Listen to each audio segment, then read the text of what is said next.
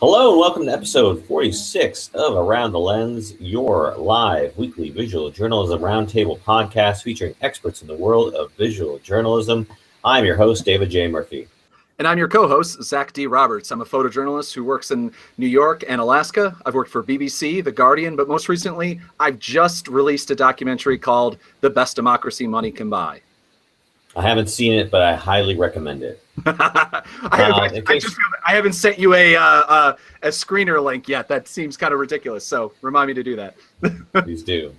In case you're just listening to this show before, again, we're a live weekly visual journalism show. We broadcast every week. We feature experts in the world of visual journalism, talk about news, topics, and gear related to our career field. This week, we've got two outstanding panelists, both returning panelists. We've got Abe Van Dyke and Tosh Sorenson. Panelists, go ahead and introduce yourselves to our audience. Abe? Okay, my name is Abe Van Dyke. I'm a photojournalist based in Waukesha, Wisconsin, which is just outside of Milwaukee. I'm actually on the show today because I'm taking a little bit of a direction change, but I photographed mostly breaking news and things like that over the years. Yes, and we'll be talking about that direction change, because I think it's something that a lot of people in our career field, have to face and come to grips with when they, come to the realization that, this is a tough career field to be in. Tash? Hi, my name's Tash Sorenson. I'm a New York-based photojournalist. I used to live in Ethiopia, so a lot of my work kind of concentrates on, I think, Africa sort of focused themes. In saying that, I've also just come back from Calais, where there's a migrant camp in the north of France, which is about to be closed, doing some work up there. But it's good to be back in New York, and I think it's going to be a good conversation tonight. Yeah, you mentioned the Calais thing, and I was just wondering, how are things going there now? I mean, you said they're going to be closing down their camps. Is there any hope for the people in those camps, or are they pretty much, what's going to happen to them? I mean, there's like resettlement options there, but that kind of requires certain, forms of DNA, mostly in the way of like fingerprints to be taken, which a lot of them are quite uncomfortable about because they're not sure of repercussions that may sort of cause later by them, being put into a system as such. There have been stories where people that have their fingerprints in a system have moved to another country, being caught by the police and then sent back to the country where their fingerprints are in the system. In saying that as well, I do know that the police issued a 48-hour eviction notice to restaurants, like little pop-up restaurants in the camp. So it's starting. It's starting slowly, but we'll see when it actually gets completely dismantled. Okay. Wow. Do you think you'll be going back to cover that story in the future, or are you done for that story for right now? If the opportunity comes up, I'd like to, because I've been there twice already. The first time I went, by coincidence, they did the first part of the dismantlement on one side of the camp.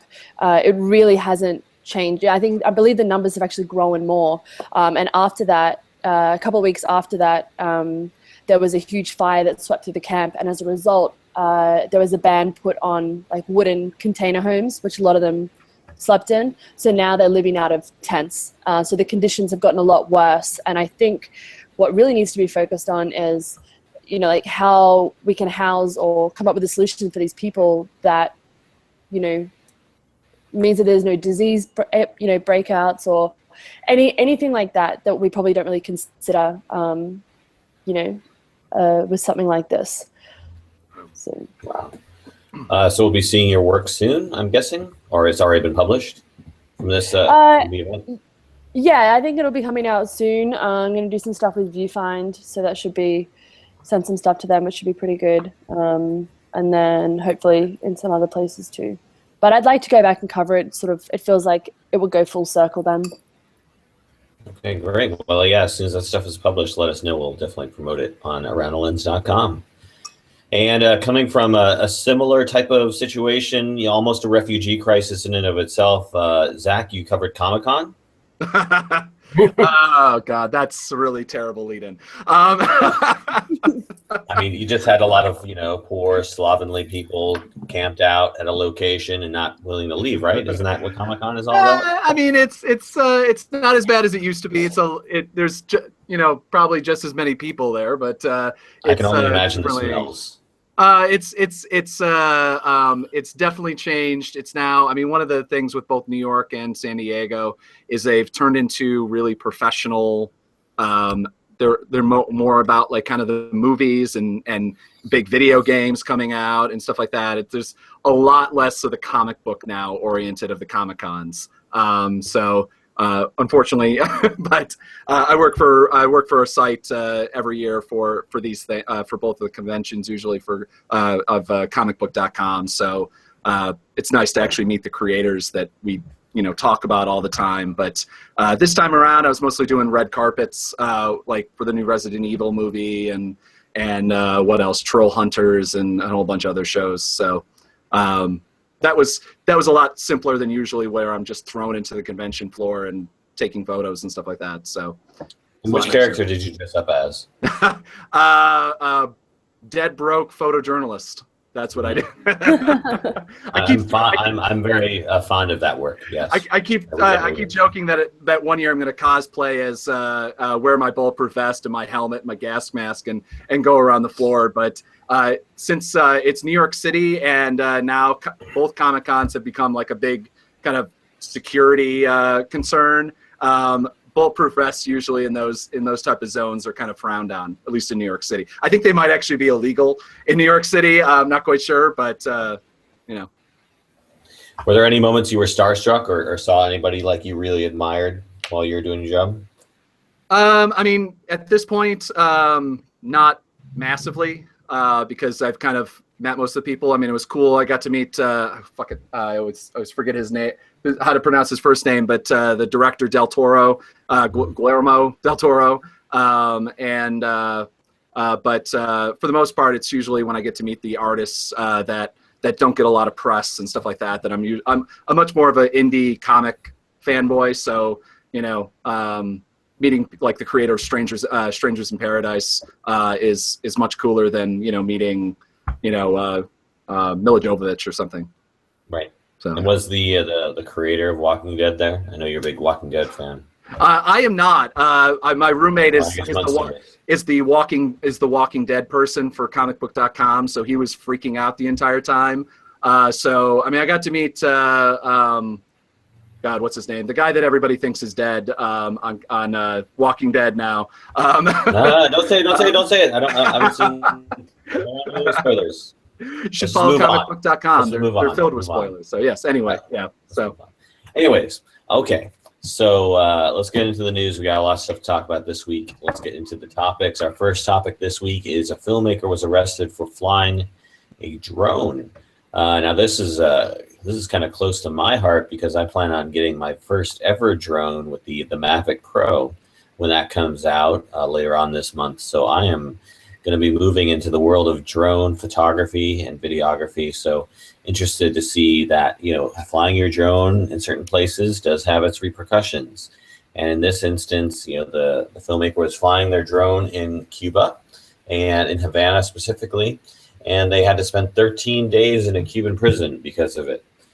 So what do you guys think of this? I mean, have you all experimented or thought about flying drones? Is this sort of perhaps make you rethink that proposition, or just basically rethink the proposition of flying in Cuba? Any thoughts?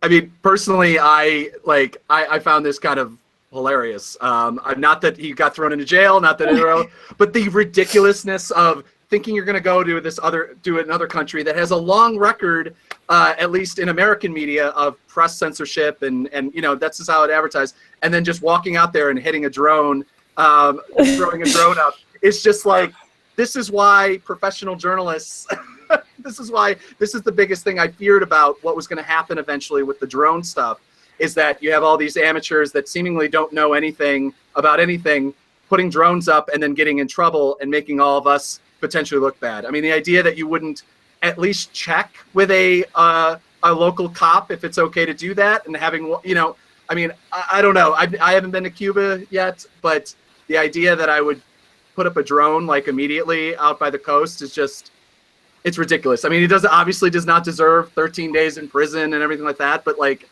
this is like, this guy's American, right?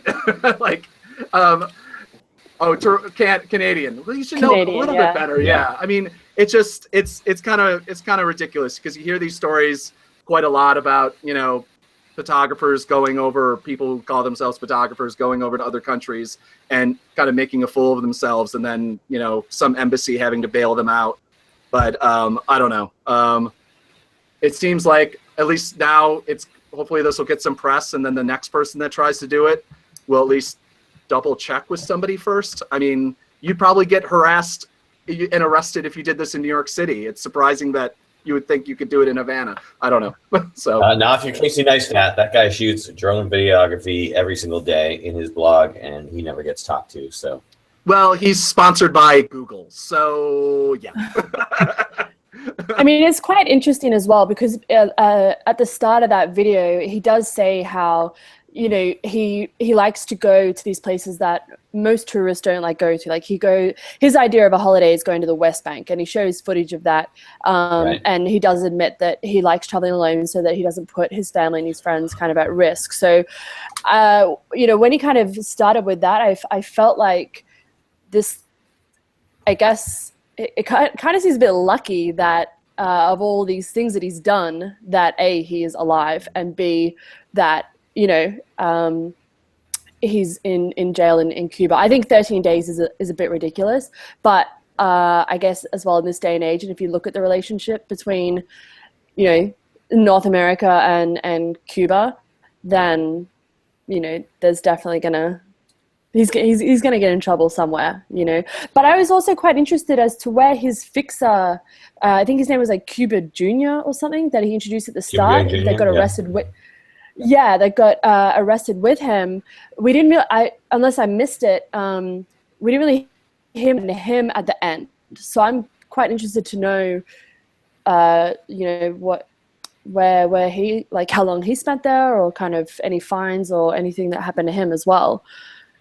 Yeah, being that he's Cuban, he probably is probably still in the prison. I'm guessing.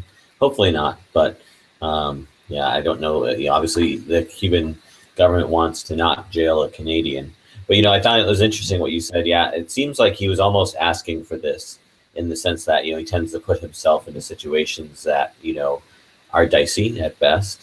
And honestly, thinking about this more, you know, it's not surprising that a country that has been so, not anti-technology, but, you know, they still drive around in 50s era cars. They probably never seen a drone in their country in their entire life, unless it was probably coming from the military base. Yeah, it doesn't surprise me that they would overreact to something like this. Hey, what are your thoughts? Yeah. I echo what everybody said so far.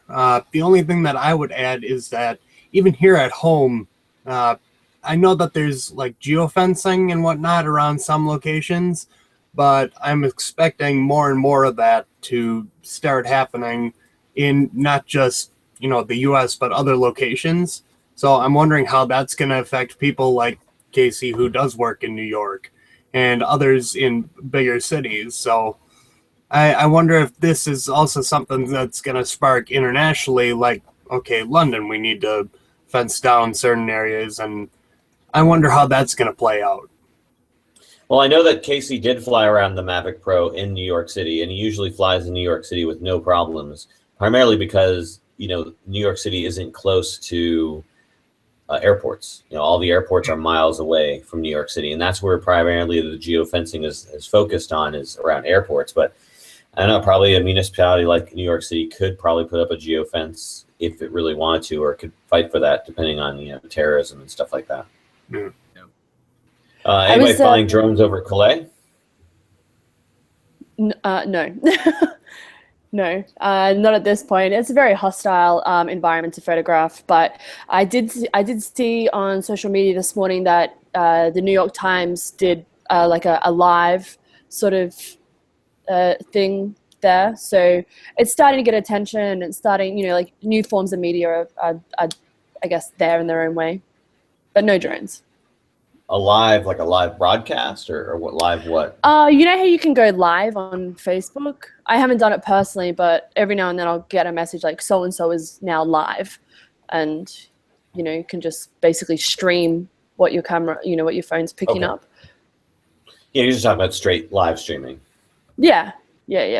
Oh yeah, it's great. I've experimented with it, and it's a great way to engage with an audience, and I think provide information to them immediately. And I think the New York Times did a great job with live streaming a story that was published about a few months ago now, where they found some old, a reporter was walking around. She found these old slides from a photographer who had, been doing, photojournalist who had been doing work like all her life, and then she died. And then it turned out, well, I won't ruin the surprise, but why these, essentially someone's entire archive ended up in the trash was a pretty interesting story, and they live streamed that. So interesting to see live streaming and how it's able to be used. Zach, any interest in drones from your perspective? You think you're ever going to get into that? I'm very interested in the new, the Mavic, just price point and what it can do and the quality and kind of what seems simplicity. The one thing I will add, I actually was just talking to a lawyer friend of mine, and it's actually I believe that my understanding is at least the French police have actually banned helicopters, drones, and any other sort of aerial photography over the camps. So it's not just a very rough situation, it's actually illegal. Right. And I have other information, but I can't talk about that yet. So, yeah, no, I'm most certainly interested in drones, especially for, a lot of the, protest coverage. I mean, but again, I end up having to see where legality is going to go, because at least until I'm backed by some larger newspaper or something like that, I'm not going to do that until I have some legal backing and also financial backing, so that inevitably when the police knock it out of the sky or something like that, I have, I can at least do insurance or something. I don't know. But if that happens, you throw the remote into the woods. Yeah. And you run the opposite direction. Yeah. Well, aren't you backed by the NPPA's legal team? Oh, cool. I'll stay quiet on that issue. But NPPA, please sponsor us. What I'm interested in is, I'm surprised that more publications that have larger budgets haven't started using, when there is legal issues like over Calais or many other places that just people aren't flying drones or doing issues, is that there are capabilities of doing wireless transmission back. And what I'm surprised is that for the price point of like the Mavic or even the Karma or anything like that, to me, that's a disposable price point now. Like if I get this thing back, fantastic. If not, I can just crash it somewhere and we're done. Especially where FAA regulations and registrations don't have to happen yet. To me, they're getting to the point where, especially for the smaller, cheaper ones, even smaller than the Mavic, you're starting to get into like disposable cell phone range, where you could actually use them for a one-trip flight, hopefully get a transition back, and then that's it. That's worth it for the photo. I mean, they do that in movies all the time for GoPros or whatever. I mean, a GoPro now is what, $600 freaking dollars. It's not too much more, 400. And that's not not too much of a difference between a mid-range or low quality whatever drone. So yeah, I mean, movie companies will destroy $10,000-$20,000 cameras if the shot is worth it enough. They have no qualms about destroying cameras. I'm actually very interested in seeing, I have to understand obviously how to fly a drone, where to fly a drone, so I'll be learning all about that and figuring it all out. And when I get the Mavic and then seeing, because I'd like to fly around my neighborhood, but I don't necessarily want to freak out my neighbors by flying a drone and like them thinking I'm spying into their backyards and stuff like that. Nowadays, actually, has become more of a point, because all my neighbors have been putting up fences in their backyards, myself included. So, hopefully the neighbors don't get mad at me, but I'll figure it out, and looking forward to it. So I make that sweet, sweet drone footage. Any other thoughts on drones? All right. Let's go and move on to our next topic this week, and that is all about leaving full-time photojournalism. So as we mentioned before, and as Abe will hopefully go into detail about, this is a tough field to be in. It's not easy. I mean, Zach, you're looking for work. You're in between jobs right now. Tash, I don't know what your situation is, but I hope it's good. I hope obviously you just came from Calais, so you had that assignment. But I think doing full-time work, obviously staffer positions really don't exist anymore, as we talked about last week with our Alex and whatnot. So it's freelance. It's pretty much the way to go. And Abe, I know you've been doing freelancing for a long time. Kind of talk a little bit about your situation and where you are now. Okay, well, in 2008, I started covering spot news in and around town with different things that I saw: house fires, car crashes, things like that. And I just started, bugging the local newspapers enough to the point where they started listening to me and taking my work. So that went on a few years before I was then signed with Corbis, which now has been swallowed up by Getty.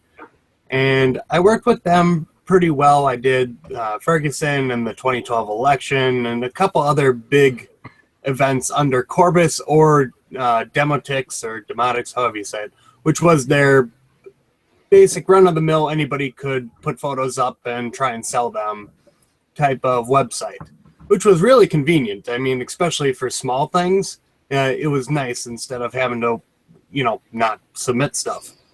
So I did that, and after the collapse of Corbis, I kind of just no longer really fit in.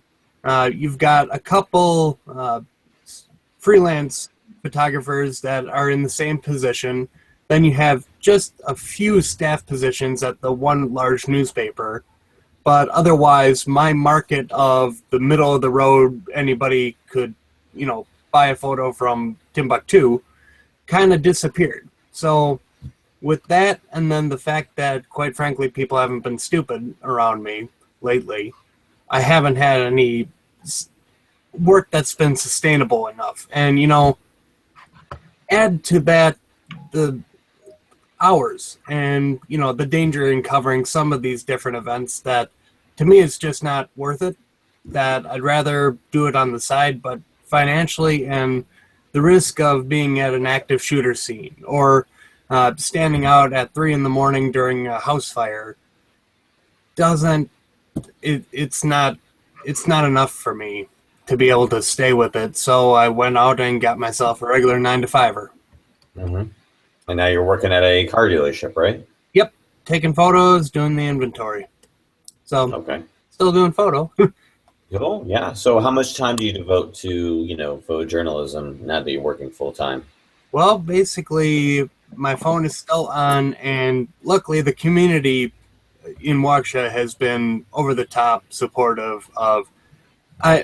My phone would go off all times of day and night with there's fire here, there's a car accident there. People have gotten the message, luckily, that look, I'm at work 8 until 5, 6 o'clock. After that, feel free to bother me, and they have been. And I've covered a couple things here and there, but the days of doing middle of the day assignments or things for the paper aren't around anymore. Yeah. Are you? What do you do when you get people calling you in the middle of the day while you're at work? I mean, do you have somebody you redirect those leads to, or do you just say sorry? Yep. There's another guy in Waukesha that I've worked with. Worked alongside, and I pass them on to him. And if not him, then I have another friend that I pass on major things to, because somebody needs to cover it, but the jump in the middle of the day type coverage is kind of spread thin now that people need to feed themselves and can't do that when people aren't being stupid. Did you have any qualms about making the switch? Did you feel kind of like was it a tough decision to make, or was it pretty straightforward? It was very difficult to make. During the most recent unrest, you want to call it, in Milwaukee, was when I decided that enough is enough. I knew the neighborhood where the incidents were taking place with protesters and police, and I knew that it wasn't safe. Marcus went in and even he didn't like it, and he's a lot more experienced than me. Marcus Diapolo, right? Yep. Diapolo. Yep. That was the same thing that Tim Pool went in and then wrote out himself leaving. But I decided then that, you know, my safety isn't worth it anymore, especially when there's nobody backing you up as a freelancer. When I was arrested in Milwaukee covering protests, I was on my own. I paid more in court fees than it would have been to leave it on my record. But oh, wow. It's one of those things, if there's nobody backing you up, it was really heavy decision because, you know, the community has been supportive. I mean, this thing, I almost got a second phone because, you know, felt like I was cheating on my friends with this one going off all the time. So it wasn't easy, but luckily people have been supportive. But I can see in larger markets where people might be less well known. I mean, hell, I drive a Prius with horns on it. In a bigger market where somebody might be less known, I can see how they could just completely disappear and nobody notice. Yeah. And to me, that's really sad, especially when, well, I know a friend in town here that he's been doing it 30 years and just up and he's gone. He Wow. can't support himself and he's got a 9-to-5-er, but nobody noticed. Yeah. Wow.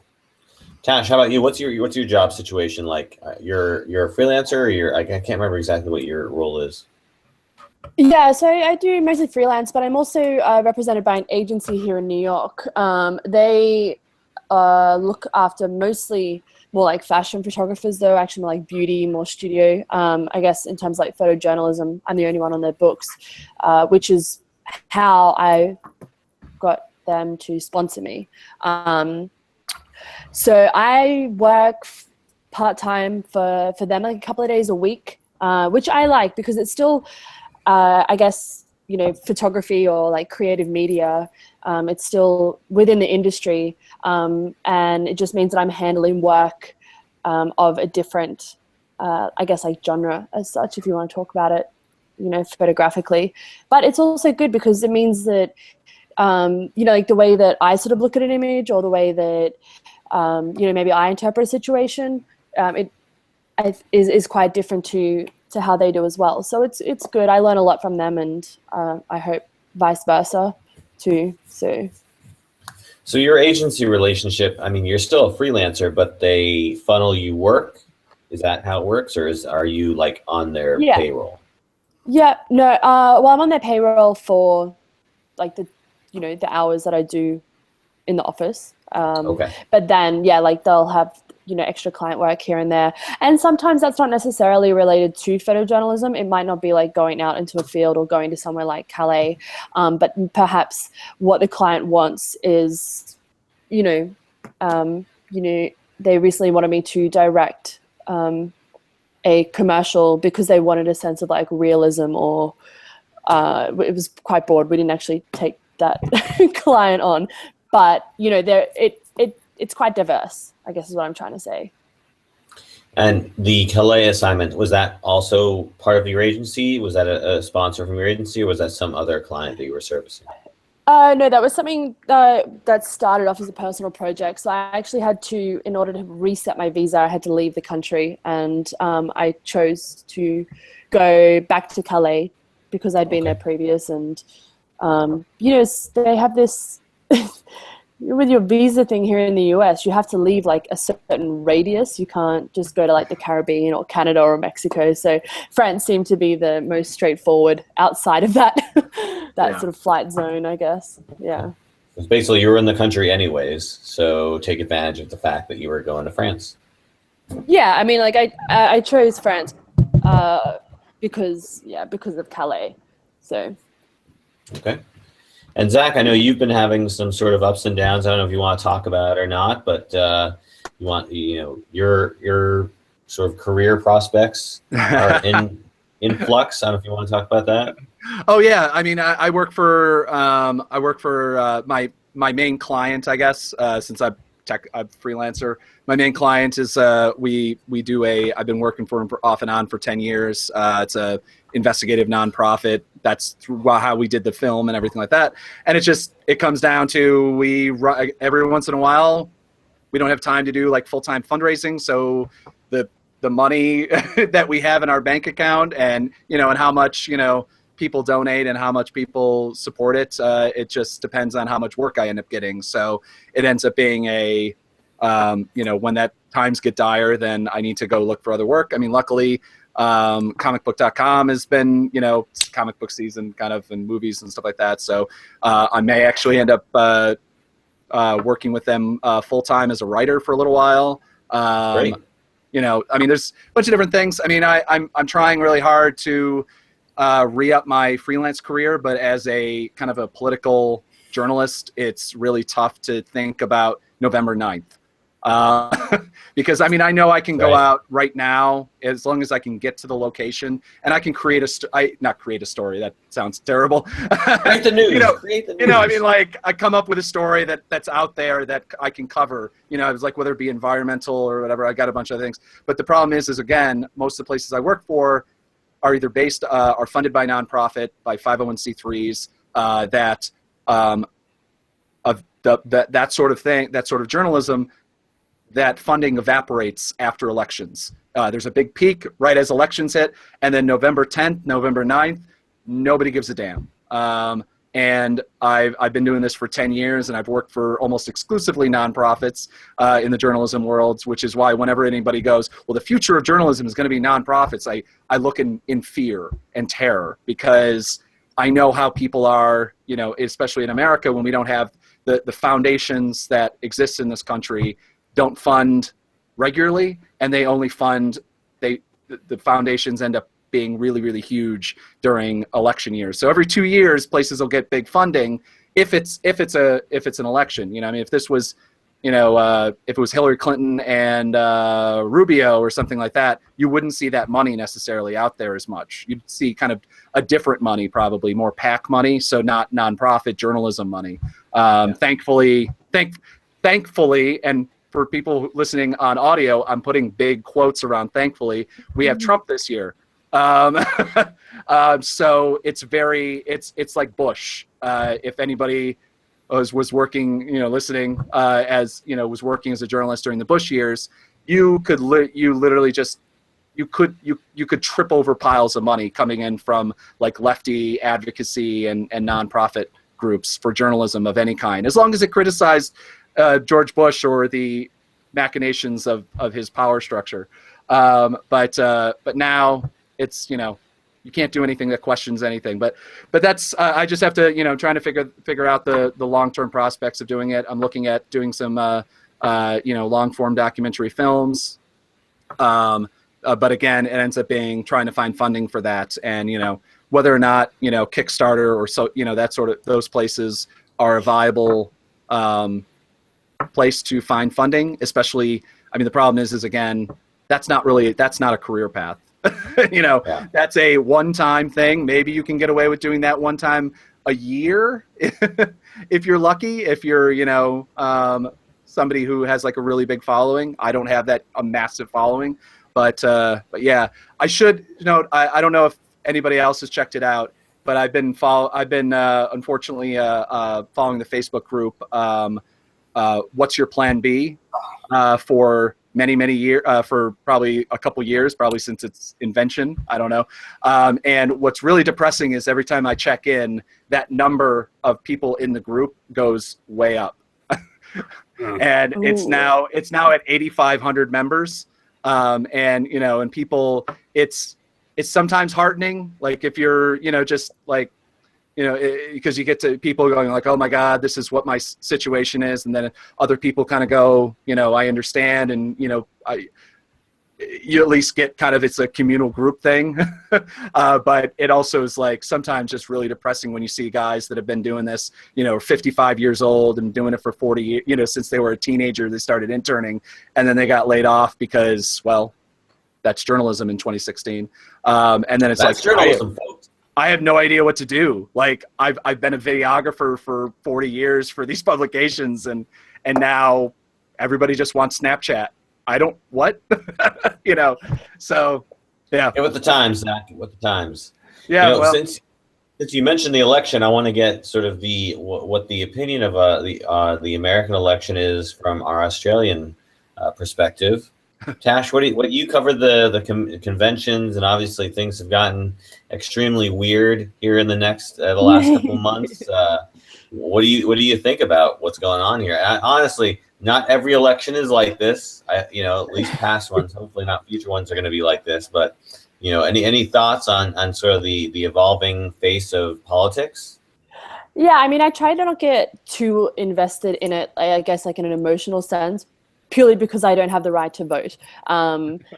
But someone put it quite well the other day. They said, it really sums up that, Hillary Clinton, the first female presidential nominee, is up against someone of the caliber of Donald Trump, and yet look how hard she still has to fight for it. Yeah.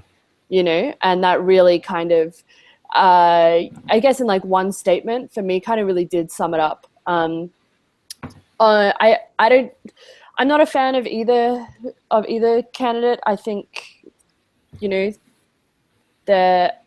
think that behind closed doors, I have a feeling that Hillary might be a very different person, but I do think that she is a better option at this point. Yeah.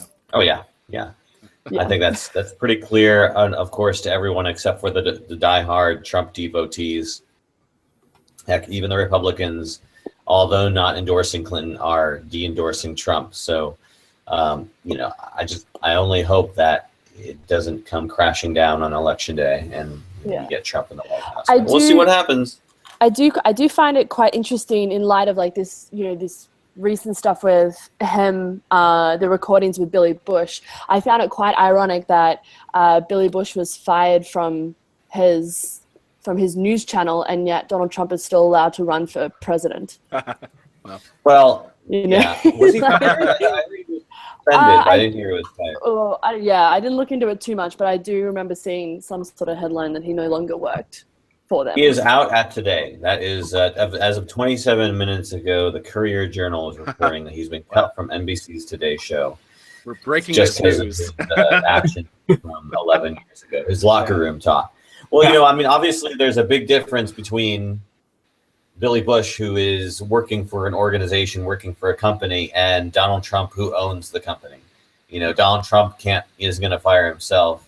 And with this whole presidential thing, it's pretty crazy that, he can be allowed to do that. But if the Republican National Convention isn't going to do anything about it, the Republican GOP base isn't going to do anything about it, that's what we got. Yeah. That's America, folks. I do remember this coming up very, very briefly on the last panel that we spoke about, which was that RNC DNC summary. And I remember thinking how the election campaigns here are so long, like they have to be entertaining. And that is exactly what Donald Trump has brought to this, it's entertaining, Yeah. But well, maybe Billy Bush will have a place on Trump's cabinet when Trump obviously becomes elected president. But this is actually it leads into such an interesting thing, because now there's rumors of not rumors necessarily, it's been reported of that at least people around Trump are looking into starting a media network. So this actually is very relevant to our podcast, not just political, where we go off in a political rant every once in a while. Well, I do.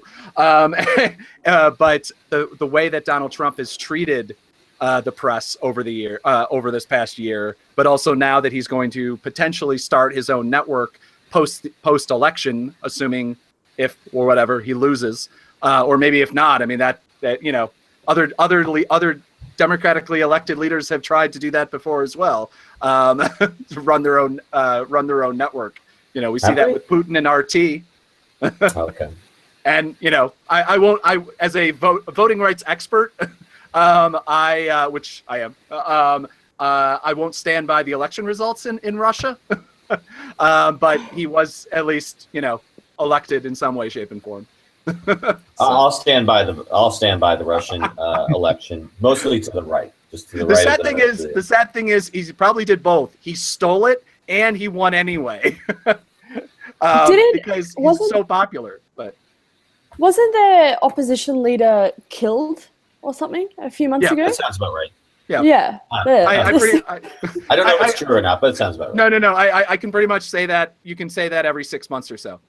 Like it's one of those, like, it's almost at this point it's a Russian joke. Like, it's a USSR Soviet Union joke, and that's what the country has turned into at this point. You know, but and this is a person who has done work for RT before. They actually owe me $300 now that I think about it. So I'm sure you'll get paid. Maybe that's why. But I actually filmed a Donald Trump speech for roughly so their wire, basically their wire service. But yeah, I mean, it's you know, I was just looking at the Washington Post just wrote an article that you know, titled "The press always got booed at Trump rallies, but now the aggression is menacing." And I've heard that from quite a few number of journalists, that it used to be at some point in his speech, Trump would say, you know, these guys are liars and cheats, and everybody would turn around at the members of the press in the little press pen that they have for us. And now I've heard that they're actually upping security levels around the press pen because of issues.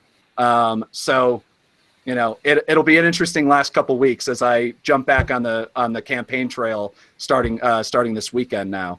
But yeah, it'll be a fun next couple years if Donald Trump does start his own network, at least. Abe, any campaign talk, any talk you want to talk about? I've got nothing. Trump was in town, stayed away. Basically, I've kind of washed my hands at this point of at least this election. It's just not worth it to me. All right, we'll see you next election then. Yep. When Donald Trump goes up for re-election. Mm. All right, so let's stop. Hopefully not. So Tosh, right, how is Australia doing right now? you guys got rid of Tony Abbott, right? You're Donald Trump. Oh my gosh! Yeah, that was that. Which I think is insulting Tony Abbott. That was an embarrassment. But yeah. Oh, he's such a yeah. I don't want to talk about that. All right, we'll go ahead and move on then to our Gear of the Week segment. Now, when I saw this initially, I thought, oh, wow, this is pretty cool. It's a new advancement in 360-degree cameras. As you guys know, I talk up 360 camera work. I'm a big fan of it. I got the 360 camera back there somewhere that is pretty much collecting dust, but I still like to have it.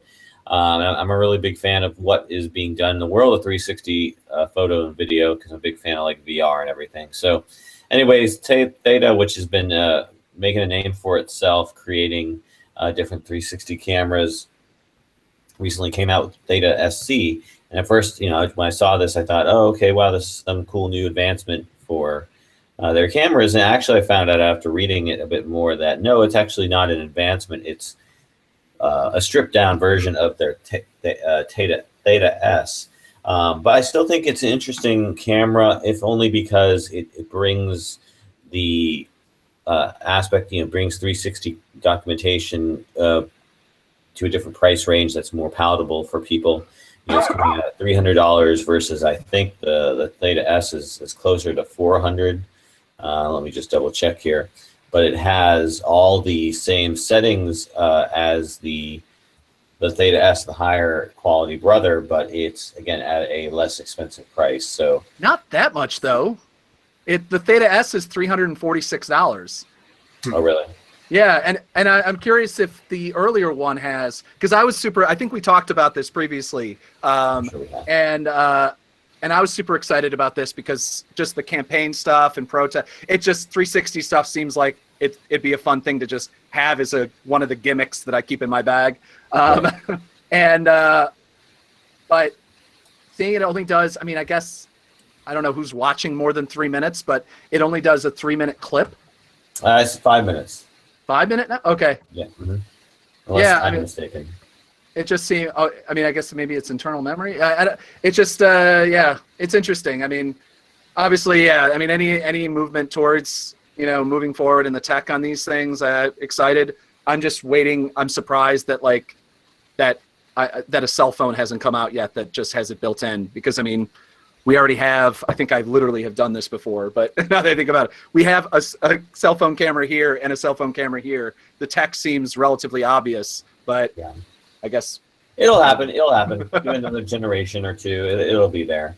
I think it's just a matter of, because it is, integrating different types of cameras and stuff. But you'll see somebody like Samsung, which is making big strides in 360 tech with their Samsung 360. I think they'll integrate it into some of their phones at some point. What do you guys think of this? I mean, any interest in 360 work? I've Not from my end. There- on the side here. Oh, is she good? Tash, people like our friend Chris in Cuba. Yes. Oh. I'm sorry, we lost you for a minute there. What did you say? Okay. Where did you lose me? At what point? We heard you say Chris in Cuba. Oh yeah, our friend Chris.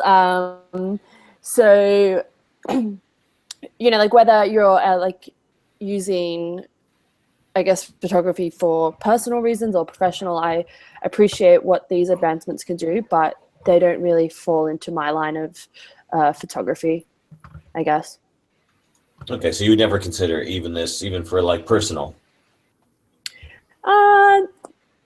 I would like consider it, but I don't see myself investing in that sort of camera. Or I mean, it is at a very accessible price point, but it's just not in the super near future.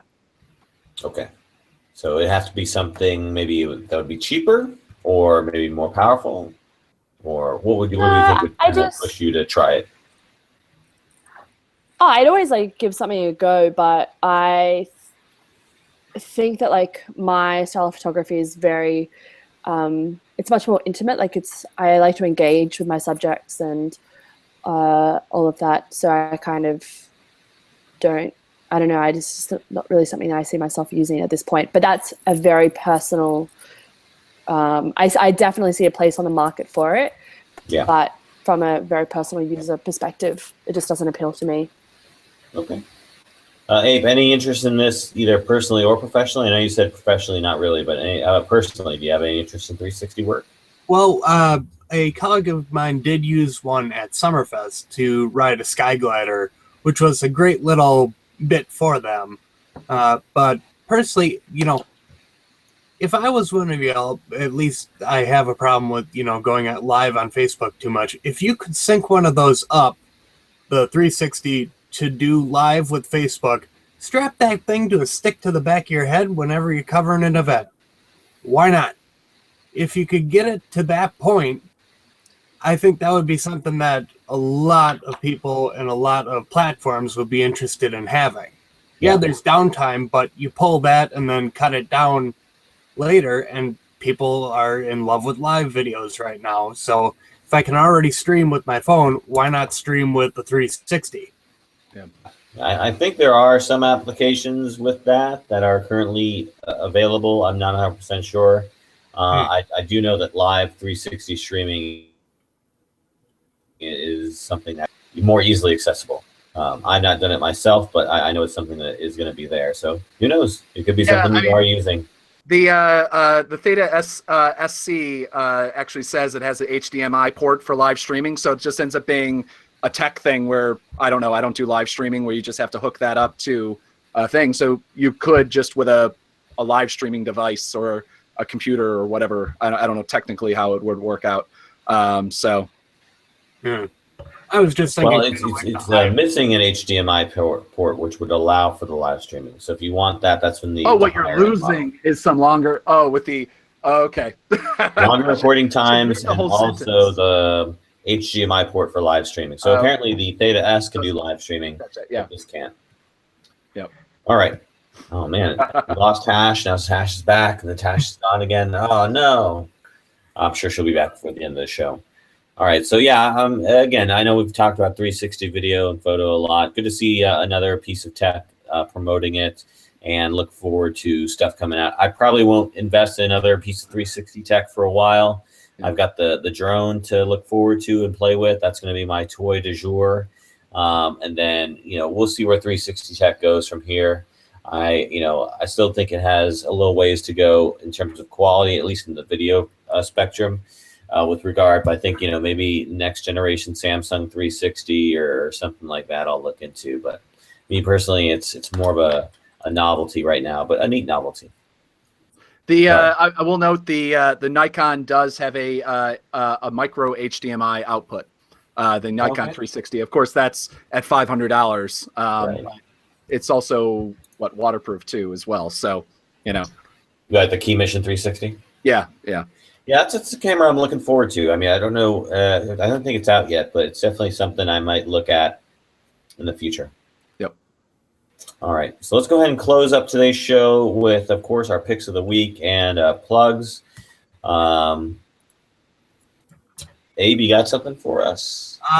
Yes, actually, I've got a bit on Mashable here. It's on Manchester's storm and flooding. I'm actually going to send the link to you. It's from September. But what I found most interesting about the piece is that it just relied on social media to tell the entire story. Between Vines and Facebook, Twitter, and Instagram, they told the entire story without a, quote, real journalist in sight.